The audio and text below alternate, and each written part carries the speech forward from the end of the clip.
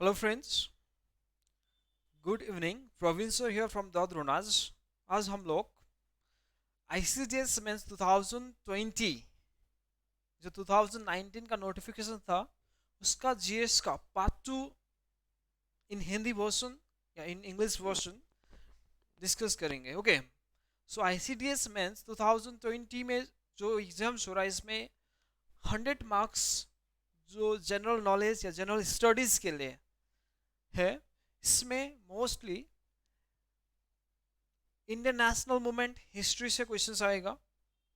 Geography mostly emphasize on West Bengal geography like number of forest, vegetation, river, physiography, यहाँ से questions आएगा। And current affairs mostly West Bengal government का scheme and central government का scheme, यहाँ से questions आएगा। Plus nutritions तो हो गया, ठीक है, ये सबसे क्वेश्चंस आएगा। सो आज हम लोग कुछ क्वेश्चंस कार्ड यहाँ पे डिस्कस करेंगे, तो यहाँ पे आप लोग फॉलो कर सकते हैं मुझको। ओके, इसके साथ साथ हम लोगों का ये आईसीडीएस मेंस 2020 जो 19 का जो एग्जाम्स मेंस एग्जाम हो रहा है इसके लिए एक स्पेशल बैच ऑलरेडी स्टार्ट हो चुका है। बहुत सारे स्टूडेंट ने ऑलरेडी इनरोल कर चुका है। अगर आप लोग भी इंटरेस्टेड है मटेरियल्स के लिए या मॉक टेस्ट के लिए, होमवर्क चेकिंग या ऑनलाइन क्लासेस के लिए, तो आप लोग मैं मेरा नंबर दे रहा हूँ आप लोगों को, you can contact in my number. Okay,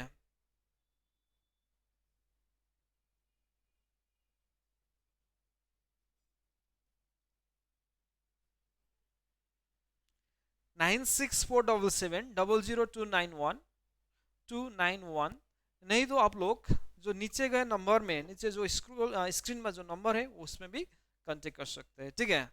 तो हम लोग का फर्स्ट क्वेश्चन है आज का, how many national park are there in West Bengal, name them, why Sundarban is called saviour of Bengal.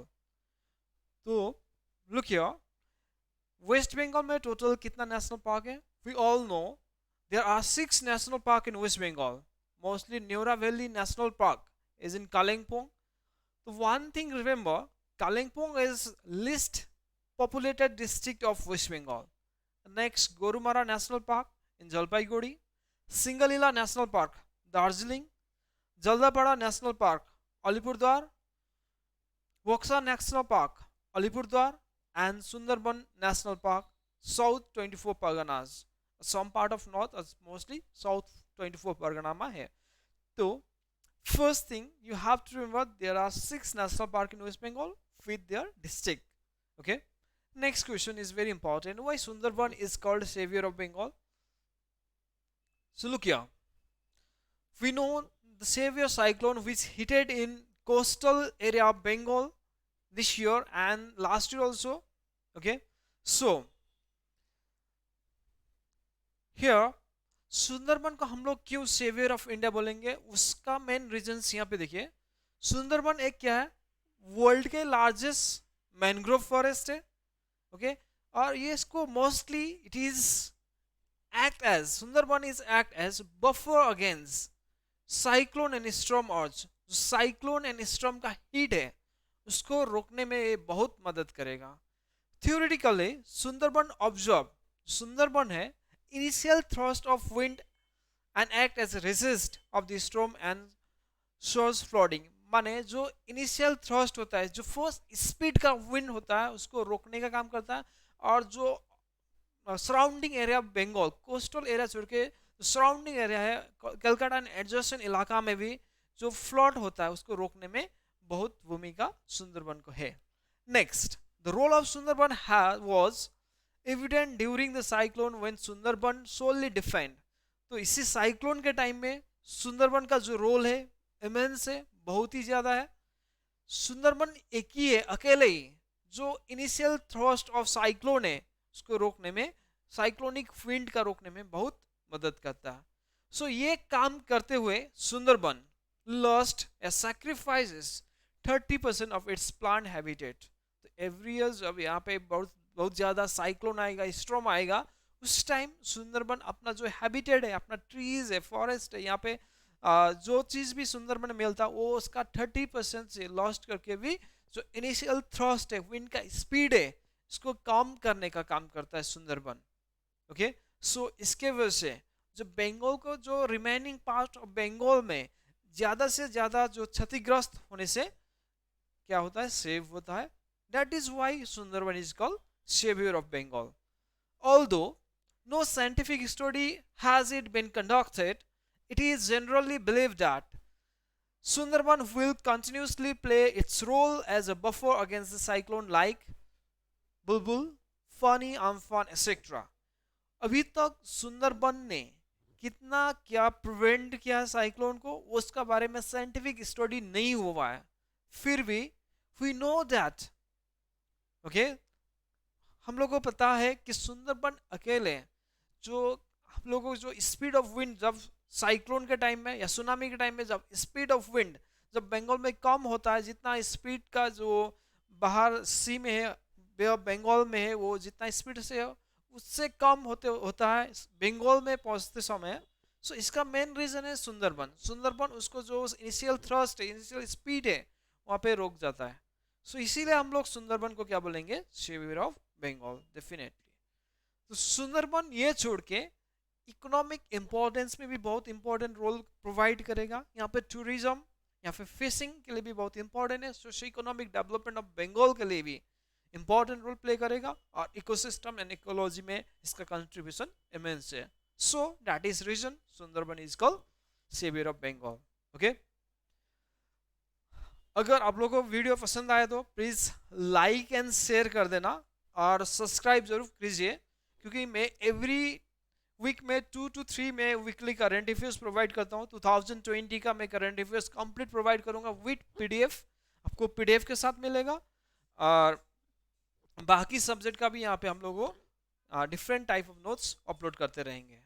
Next question, ये 2019 में बहुत न्यूज़ में था, right to access internet is a fundamental right और नॉट। केरल हाई कोर्ट का ये वर्डिक्ट था, बाद में सुप्रीम कोर्ट का भी वर्डिक्ट दिया है।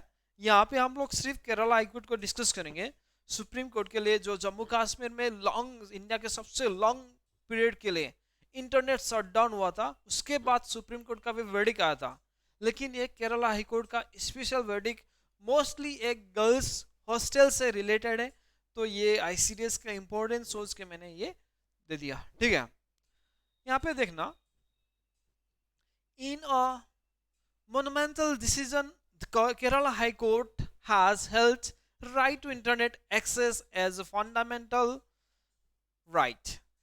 तो right to internet Kerala high court ने फंडामेंटल राइट घोषित बोल दिया है, it is a fundamental rights. Okay, the court declared that right to have all internet access, all access to internet became a part of right to education, as well as the internet also became a right to privacy under article 21 of Indian constitutions।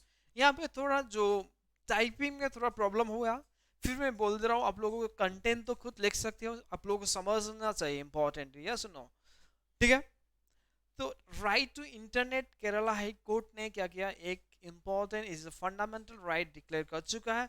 इसका main reason था right to internet, एक right to privacy, जो last year article 21 के अंतर्गत ही एक sub clause में fundamental right में गाव दिया था, उसी के अंदर में राइट टू इंटरनेट तो राइट टू प्राइवेसी के अंदर में आएगा, ये बोल के एक चीज था, वन रीजन था to include right to internet as fundamental right. Next, United Nations human right commission या council has also specified that right to internet is a fundamental right and instrument for ensuring right to education। तो United Nations human right council commission ने ये बता दिया है right to internet क्या है, एक फंडामेंटल राइट है, और ये एक इंस्ट्रूमेंट है to ensuring right to education. Right to education का भी पार्ट है। यहाँ पे देख लो, यहाँ पे दो चीज आर्टिकल 21 से रिलेटेड है, दोनों ही आर्टिकल 21 का सब क्लॉज से रिलेटेड है, राइट टू इंटरनेट भी है, ओके, राइट टू इंटरनेट भी है, और राइट टू एजुकेशन भी है। यहाँ पे right to internet and right to privacy भी है, राइट टू एजुकेशन, दोनों के अंदर में आ चुका है right to internet according to Kerala high court. So ये मैटर कैसे अराइज हुआ इसके बारे में भी थोड़ा देखेंगे। The matter was lead before the honourable high court by a female college student in Kozhikode Kerala who was a resident in hostel accommodations of the college. Okay, एक केरला कॉलेज का स्टूडेंट ओके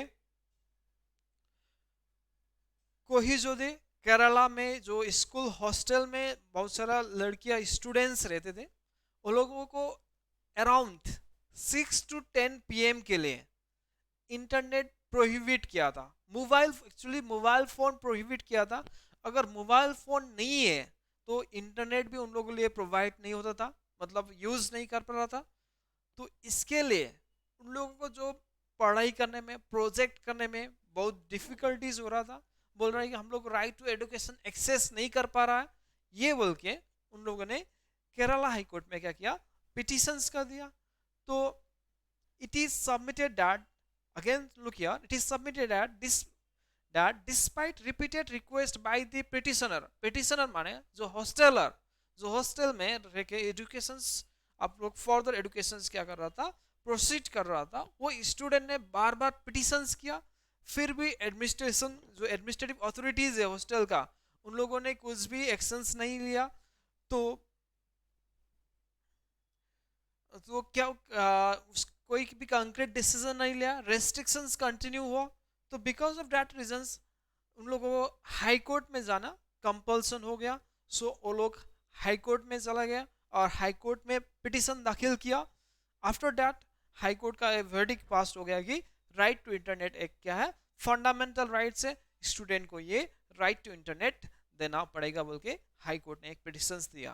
मैं फिर बोल दे रहा हूँ, इसका फिर बाद में सुप्रीम कोर्ट में रिलेटिंग टू कश्मीर इश्यू, जो कश्मीर इश्यू में last year after scrap of article 370 वहाँ पे लॉन्गेस्ट इंडिया में सबसे लॉन्गेस्ट टाइम के लिए इंटरनेट शटडाउन हुआ था। तो वहाँ के लोग भी बहुत सारा पिटिशंस किया था, वो लोग अंडर आर्टिकल 19 के थ्रू पिटिशंस किया था, right to freedom and speech के थ्रू भी किया था। So because of that reason under article 19 भी राइट टू इंटरनेट को फंडामेंटल राइट बोल दिया था सुप्रीम कोर्ट ने। ओके, हम लोग लास्ट क्वेश्चंस के पास जाएंगे, ये बहुत ही इंपॉर्टेंट है। यहाँ पे है women emancipation in colonial India. Okay, colonial India में women's emancipation, empowerment of women in colonial India कैसे एम्पावर्ड हुआ था, उसमें रोल किसका था, ये बहुत ही इंपॉर्टेंट क्वेश्चन है। अगेन देखिए first question, it was only 19th century that organized efforts to women's emancipation started. We know that 18th century is called dark age in socio-religious scenario of India, socio-religious respect में, socio-cultural respect में 18th century को India को क्या बोलेंगे, dark as बोलेंगे। जब 19th century शुरू हो गया, यहाँ पे वुमेन इमांसिपेशन स्टार्ट हो गया। Okay, the various socio-religious movement learns by liberal recognized women as well as distinct personality. So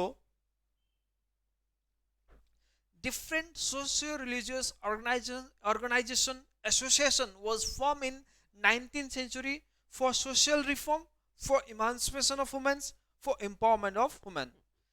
They struggle to end the economic, social and other disabilities from which women suffer. So these socio-religious organizations play a pivotal role, important role to create awareness or to give right where women were suffer from their economic, social and political right. So these social organizations play an important role. Among these, first modern men of India, pioneer of women's upliftment in India, Rajaram Mohan Ray, who worked for abolition of sati, was the pioneer in this matter. तो राजाराम मोहन रॉय का role बहुत ही important है। He was the pioneer for this matter. He was the pioneer for social reform and women emancipation in India in 19th century. Again, the struggle of Ishwar Chandra Vidyasagar and others for widow remarriage. Okay, Ishwar Chandra Vidyasagar, M.G. Ranade, जिसने window remarriage association form किया था, ईश्वर चंद्र विद्यासागर ने Lord Dalhousie के साथ मिलकर window remarriage act पास करने के लिए फोर्स किया था. And historic fight of Keshav Karve, Dayanand and Ranade for providing women's equal access of education and general intent of this reformer to create a psychological climate and institutional framework for equal opportunities for women in various fields of the social life. Apart from this, there are so many social reformers who started their movement, their social religious conscious program, debate, etc. to uplift women in 19th century. Next, look here. After 1917, movement for right to adult franchise to women gain momentum. 1917 में अगस्त offer तो याद है आप लोगों को, British ने दिया था. उसी टाइम में इंडियन वुमेन्स को भी यूनिवर्सल ग्रांड फ्रेंचाइज देना पड़ेगा. अगस्त ऑफर में ब्रिटिश ने ऑटोनॉमी दिया था इंडिया को, तो वहाँ पे वुमेन्स ने भी क्या बोला था, एक प्रोटेस्ट किया था. तो वुमेन्स को यूनिवर्सल एडल्ट फ्रेंचाइज के थ्रू वहाँ पे राइट टू वोट या right to universal adult franchise right दिया था. इसके बाद और उन लोगों को एमांसिपेशन और लोग पावर बढ़ गया और एम्पावर हो गया. Among them like Sarojini Naidu, Rajkumari Amrit Kaur, Miraben, Kasturba Gandhi were some important women personality who were occupied some high position in Indian politics as well as Indian society. Next, in 1925, for the second time, Indian woman, second time, the women's elected as a president of Congress.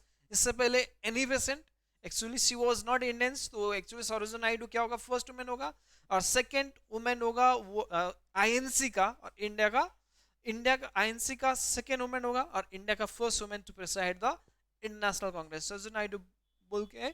और ये जो women empowerment है, इमांसिपेशन है, और मजबूत होते चला गया. Women further consolidate their gain in 1930 when three of them 1930 में और they became very strong.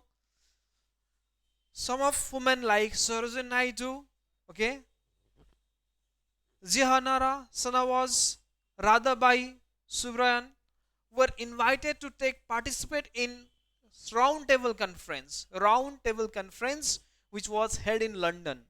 London में जब सेकेंड राउंड टेबल कॉन्फ्रेंस हुआ था, ओके, उस टाइम में भी इंडिया का सम वुमेन पर्सनालिटी को भी इनवाइट किया था.